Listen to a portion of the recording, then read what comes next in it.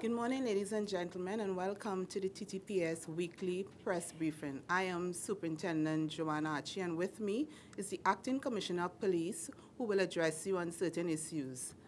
But before so doing, I have one update with respect to the recovery of a firearm. Around 12:45 p.m.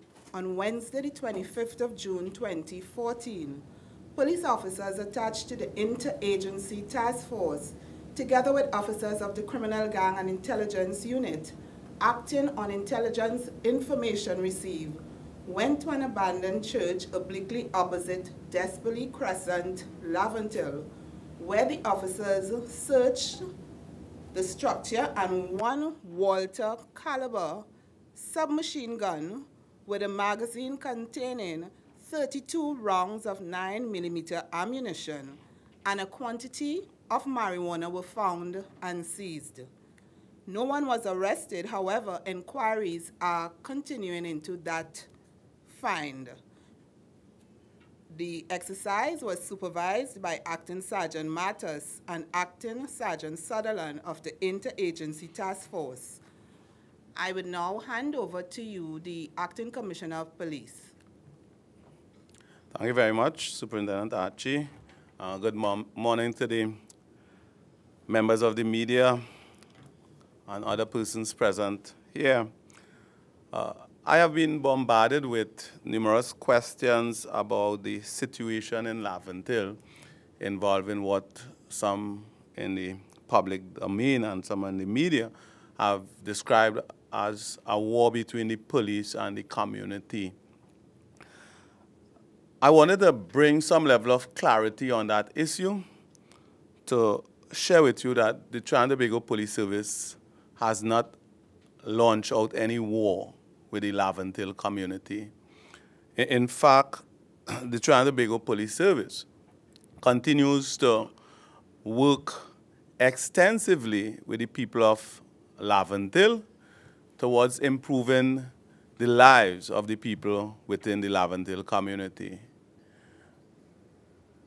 In the Trinidad and Tobago Police Service, we consider the majority of persons living within the broad Laventille community to be law-abiding citizens. And in that context, we will not consider the issue of launching any war against the Laventille community. However, one needs to understand that there are criminal elements within the Laventille community, and those persons are in the minority. It's critical for the police service to continue to be tough on those individuals because they are causing hurt and pain of the citizens of the broad Laventille community and the citizens of this country across Trinidad and Tobago. They are impacting in a negative way by way of their actions.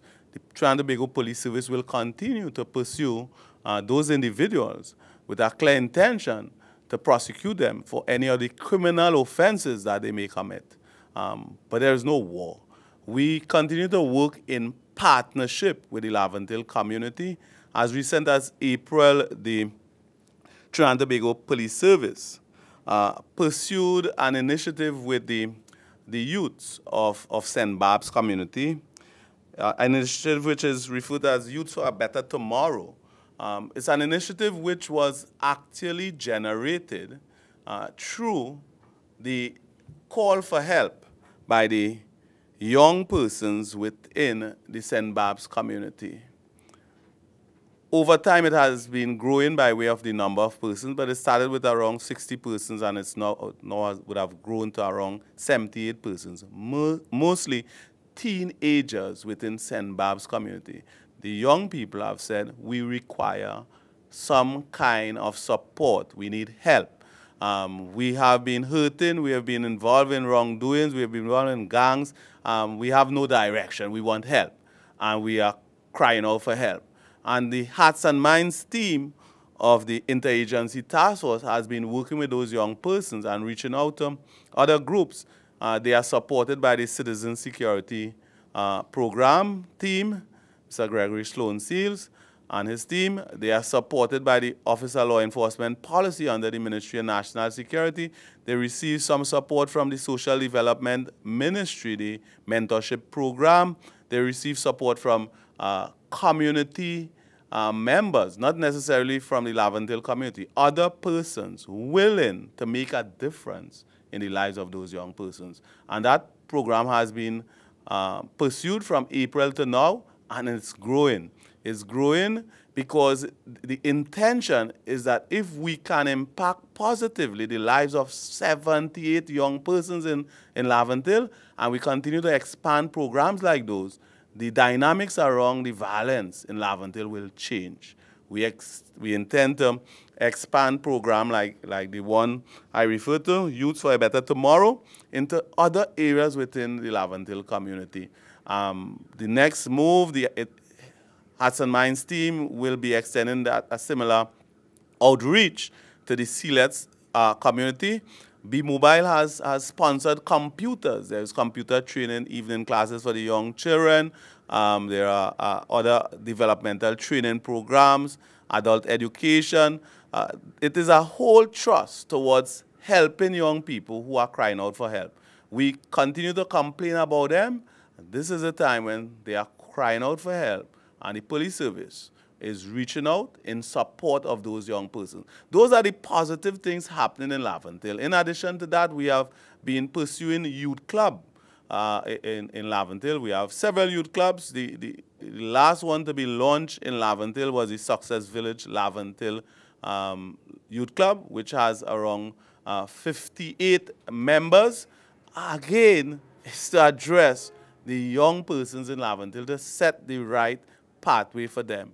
So the issue about the police targeting the Laventille community, it's a flip side. We are looking to create positive impact as against negative impact.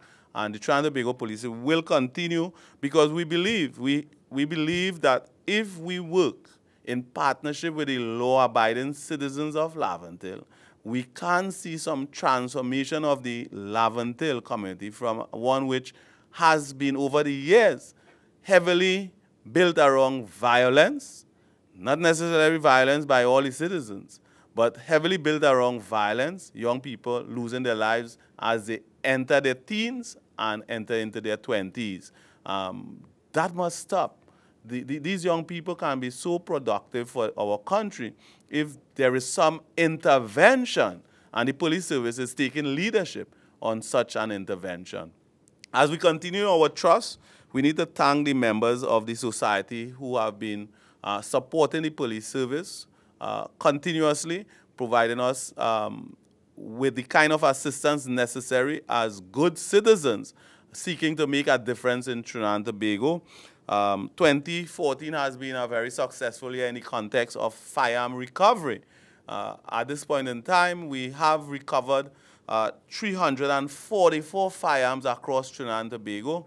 The majority of the firearms recovered have been recovered in the Northern Division, but we have recovered firearms in all 9 police divisions across Trinidad and Tobago. We want to give the public the assurance that the police service will not be giving up on our effort. In fact, we are strengthened, continuously strengthened, have a re-energized approach to make sure Trinidad and Tobago is safer, and our general trust is about providing high-quality service to our nation. I'm open to questions, but that is where the message I wanted to get over in relation to the Laventille community. We will take your questions. No questions?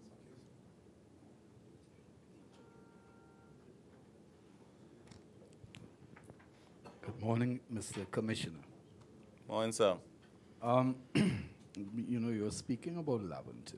The thing is, could you tell me, or tell Trinidad and Tobago, the views expressed by the Prime Minister of Dogs at War, the views expressed by the Commissioner of We Will Fight Fire with Fire? By which commissioner?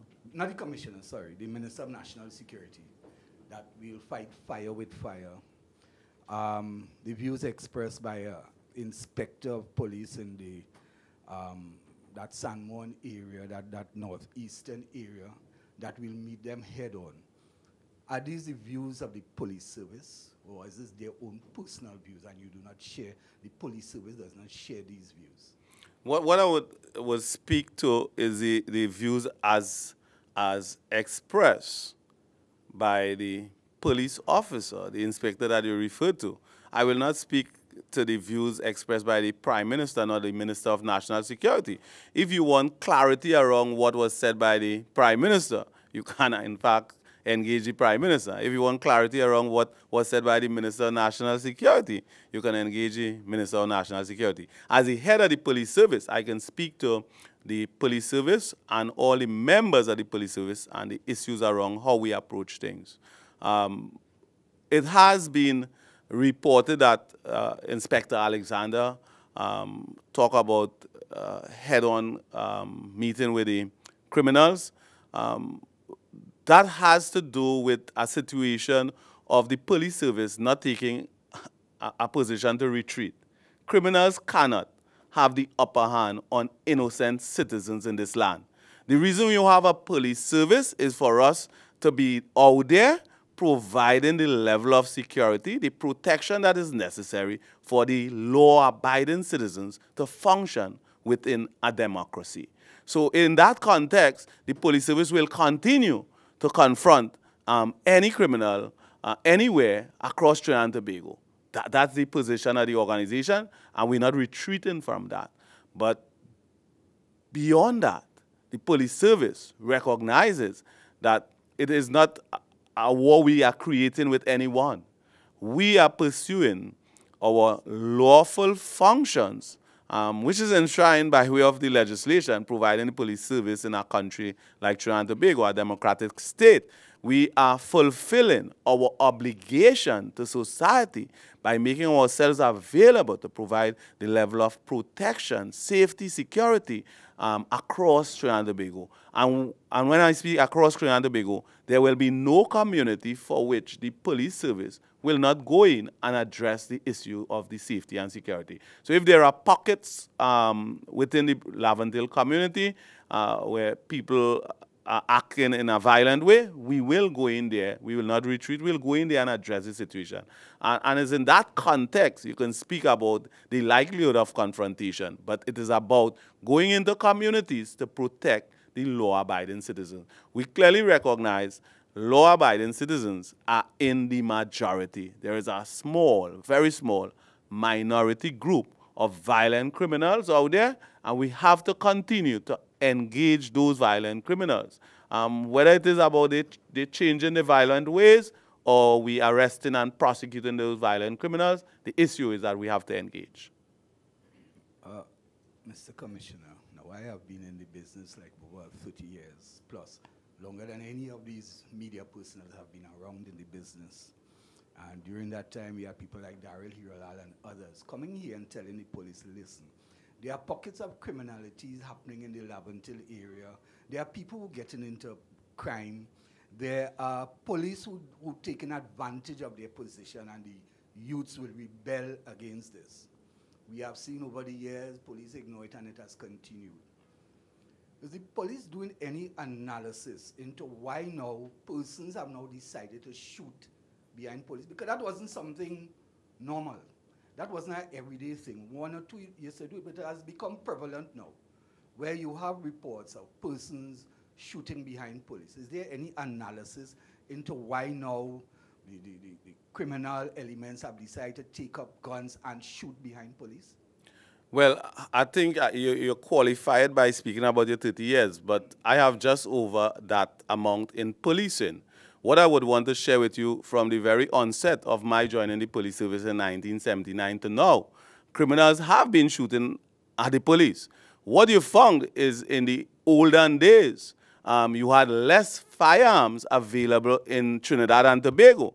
And as you continue to have an increase in firearms in the country, you have more confrontation in relation to firearms. 2014, we have recovered 345 firearms. That has just flown over your head. In your 30 years, in the space of 6 months in Trinidad and Tobago, have you ever heard about that?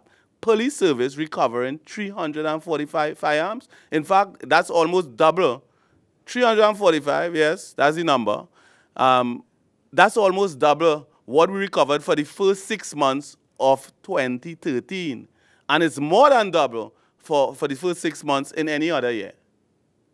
So what you have is a situation where criminals are armed out there, and they are not going down without a fight. And that is the issue. So you have police officers with a responsibility of putting themselves out in the public domain as a protector of society and exposing themselves to high risk. So you have violence taking place, persons are shooting at police officers, and in that context, if you have an increase in violence, you also will find that there will be an increase in the number of persons who would have been killed by way of engagement between the police and the community. So once you have those confrontations taking place in an increased manner, you will in fact have an increased number of persons being shot and killed too. Now, when we speak about persons shooting behind police and police returning fire, we have something like almost about 31 persons registered shot by police, fatally shot by police for the year. And while most of the cases police have identified, well, look, they shot against us, there are cases, like the Aparicio case, like the long case in Carnage, where there's no show of any ammunition. And whilst the police would have had the tag on that these people shot against the police, some of the others, there's no tag on that the police probably erred in their judgment, because the facts against these two men who were killed, it's damning. Added to which... Which two men are you speaking about? The Aparicio in Real Street, San Juan, and Long in Carnage. Yeah, right. Right? The facts does not show that these people, and even based on what the police would have said, that no guns were produced. Right? So I've not heard any, because I've been hearing yourself and others, Mr. Meister, even the Minister of National Security, all over the country, defending the actions of the police, and that's great. Persons shoot behind the police, yes, they need to be dealt with. But persons where there's no evidence, I've not heard anybody say, well, listen, the police probably erred. Yes, we are investigating, but the police probably erred. Is there any investigation into these police erring? Is it possible that the police could have erred in some of the actions they took in shooting, fatally shooting some of these people? In every shooting incident, whether there is a fatal result, every shooting incident, that investigation is conducted by a first division officer. The importance is placed to lift the level of the investigation. So you are not allowing a constable, a corporal, a sergeant, or an inspector to investigate. You leave it to the first division, at least an assistant superintendent, to investigate that matter. Every single one of the incidents would have been investigated or is being investigated. At the end of the investigation, and remember, there is an independent constitutional body in Trinidad and Tobago, that of the Police Complaints Authority, with a responsibility for treating with issues around police misconduct and police corruption. So the Police Complaints Authority is an independent body with a responsibility. The police service will provide the Police Complaints Authority with information, with updates, will respond to all the requests of the Police Complaints Authority. At the end of the day, if there is evidence to prosecute, that determination is made under the guidance of the DPP. If there is no evidence to prosecute and somebody would have been fatally shot, that matter goes before the court for an inquest where a coroner sits to make determination about the evidence. And that's the system that operates. You want somebody to procrastinate around the issue of the evidence, and that will not be correct. The correct thing is to investigate and make determinations, gather the evidence, and present it. We have constitutionally shaped processes and bodies to oversee the process, and that's the system. That's the system, and that's the system we follow. Mr. Commissioner, that does not answer my question. But is it that you don't want us to follow that system, that we investigate it, we submit it to the DPP where there may be evidence for the DPP to guide whether we can prosecute, and if the DPP is so direct, we send it across to the Coroner, if the DPP directs and guides us in relation to that prosecution, we prosecute. In the circumstances while we are investigating, the Police Complaints Authority, which is the independent body, has authority over the investigation. You want us to change that? No, I don't want you to change it. What I'm saying, even before that happens, the police, including yourself, has added a tagline that person shooting behind the police and the police shoot back. Yeah, but I don't. There's no tagline to say that probably in certain areas the police could have misconstrued what's happening, because there's evidence in one or two matters where there's no evidence of gun, where anybody has shot behind the police. But why would you say that? Why you say that? Why would you say that there is no evidence that somebody would have shot against the police in incidents?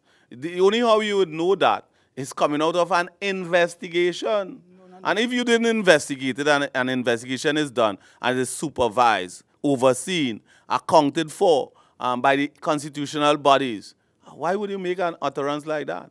Why would you make an utterance like that? You speak about taglines. The police don't just tag anything. The issue is that what happened is what you present.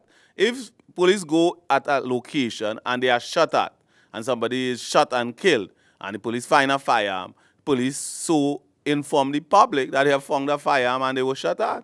The issue will be investigated, and that will be determined. So for you to be pronouncing on taglines means that all you hear, whatever is the situation, police just tag something. That is not how it works. So to hit the straight question, are police officers at fault in certain decisions they would have made? If they are at fault, that will be determined by either a coroner or the DPP. And if the DPP determines that there is sufficient evidence to prosecute a police officer who is at fault, he will so guide, and the police officer will be prosecuted. We have several police officers before the courts. They are all investigated by police service. Police officers investigate, and they are prosecuted, and they are before the courts. We have police officers who are in custody, in prison, on charges of murder. That has happened. So they are in custody on charges of murder. Police have charged those persons. They are being prosecuted, and the criminal justice system requires that those persons have a day in court. So that is exactly what happens. Okay, none of my questions have been answered, but a young lady was killed in an accident going on the foreshore where a crane fell off and crushed the car, that kind of thing. One of the concerns of passers-by and persons viewing the thing is that the police didn't properly monitor the traffic, they didn't stop the traffic, so the woman didn't even know that she couldn't go. They didn't stop her, they didn't stop anything in terms of monitoring that area. Is any investigation being done into that accident which claimed the life of Stacey Rick? Well, firstly, I would like to extend condolences to the family and relatives of Ms. Stacey Rick. It is a sad way to lose your life. Driving on the roadway and then a crane striking a vehicle and you're dying on the spot. It's a sad way. But I would just want to share with you that accident is being investigated. The circumstances as you would have dictated, I can't speak to that. The investigation will have that revealed, but the matter is being investigated and being treated as an important investigation. There was, in fact, it has been confirmed that there was police escort, and the circumstances, whether the police would have erred there, that will be discovered, and the appropriate action, if they would have erred, will be taken against the officers. But at this point in time, I cannot speak to whether the officers would have erred or not. There are rules governing how you address issue of escorting those vehicles on the roadway with a clear intention for safety, the protection of the citizens who occupy the roadway. It is not about giving unfair advantage to a crane or whatever is traveling on the roadway, but it's about being present by way of an escort to provide safety on the roadway for all the users of the roadway. In that particular instance, the matter will be investigated in that context to make a determination whether the crane driver was at fault, whether the police officers were at fault, whether the young lady who died was at fault. I don't know at this point in time, but the investigation will so determine. But the appropriate action will be taken consistent with the investigation. Last question from me. On the 10th of this month, a retired police officer who retired just 4 years, Anderson Alexander, was sitting in his vehicle at Suskunusko Road. He had a confrontation with some officers where he questioned them about how they were doing their job and that kind of thing. And that is the way police do their job, young police. He was beaten with a baton, ended up getting serious damage. 11 days later, he was dead. 11 days later, he was dead at Suskunusko in Santa Cruz. Could you tell me what's happening with that situation? I've been advised by the head of the division, Northeastern Division, that an investigation has been launched into that matter. And on the completion of that investigation, I'll be in a better position to advise whether the facts are as you would have represented them to be. But I'm saying an investigation has been launched. We'll take 2 more questions. Good morning, ma'am, and good morning, Commissioner. I thank you for taking the time out to come here and address some concerns that the media had. My questions may be a little more than 2 questions. Well, and I beg your indulgence, Mr. Williams, just for a little more than 2 questions. I don't want to be selfish. I know my other media colleagues may have 2 questions themselves, so I'll try to be as brief as possible. Continuing in the same vein of police shootings and whatnot, there seems to be some sort of correlation between the police killings and murders, in that the 2 highest divisions, Central Division and Northeastern Division, have both the highest murder toll and the police killing toll. Central Division and Northeastern Division. They have both the same, well, not the same, they both have the highest. I think your information is incorrect. So if you present incorrect information to me, then I wouldn't be able to respond to your incorrect information. So you're acting on a false premise. Yeah. The highest number of murders in Trinidad and Tobago has taken place in Port of Spain Division. They are one of the highest. Yeah. In terms of Central Division and Northeastern Division have one of the highest murder tolls, as well as Central Division and Northeastern Division have one of the highest police killing tolls.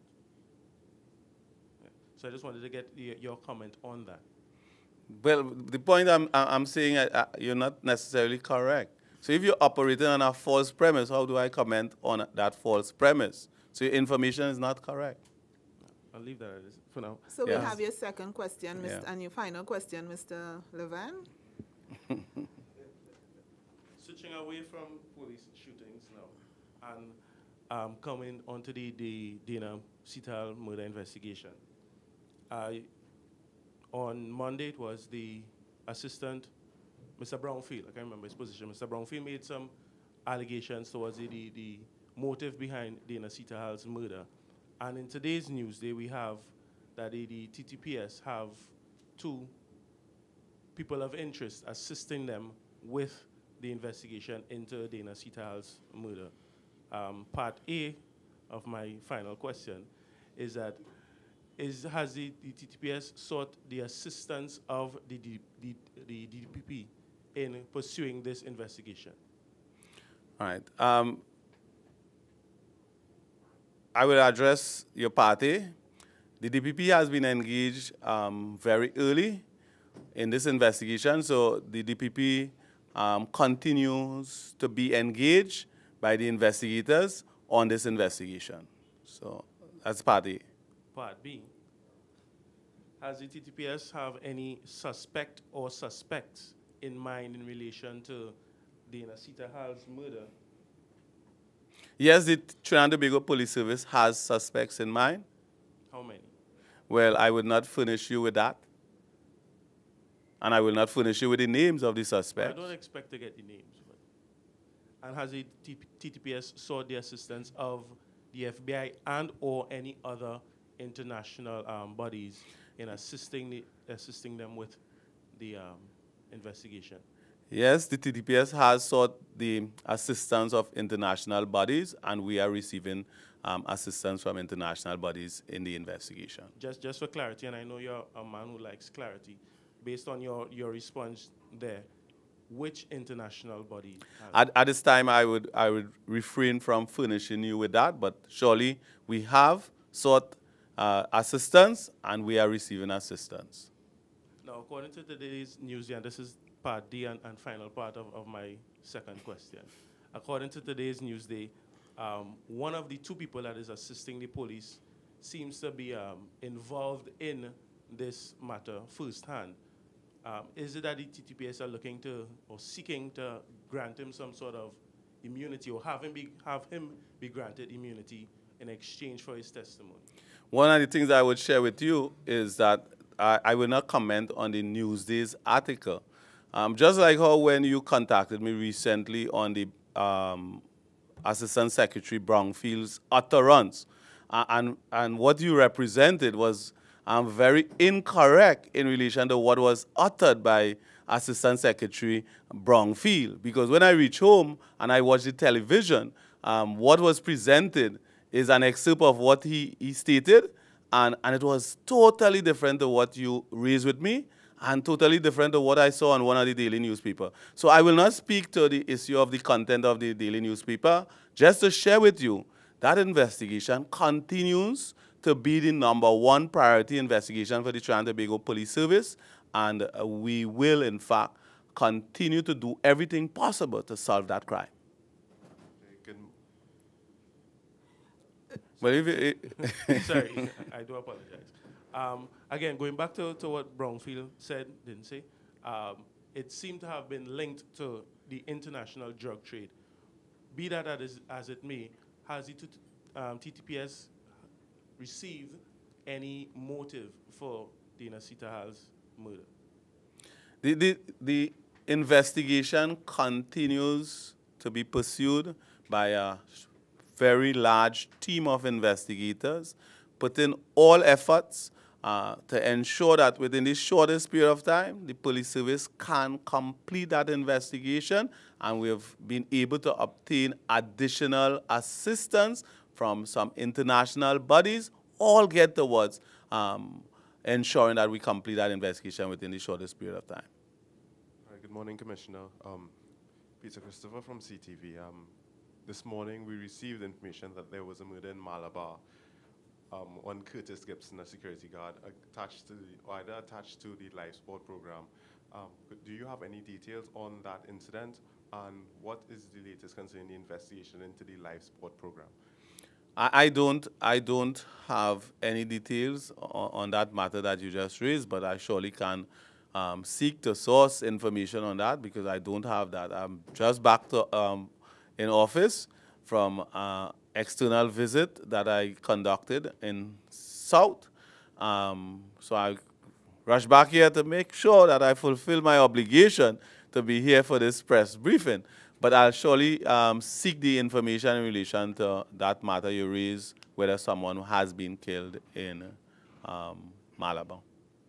And what about the life support is there any investigation into the activities that including the life support program? Life support, I will not comment on that matter at this point in time. Okay, you noted, I noted that a submachine gun was recovered in Desperately Crescent. Over the weekend, members of the media who were there while there was a shootout in that area noted that there were several high-powered weapons. And over the past week, where there have been police shootings, officers noted that they were fired upon with high-powered weapons as well. Is this a concern to the police that there are so many high-powered weapons out there, and what is the police planning to do to clamp down on these high-powered weapons being in the hands of criminals? Well, I'm happy that the media is confirming from their very experience that there are high-powered weapons out there, because it's the flip side of what one reporter just inquired about, whether people are in fact having weapons out there. So the media is confirming that there are high-powered weapons out there.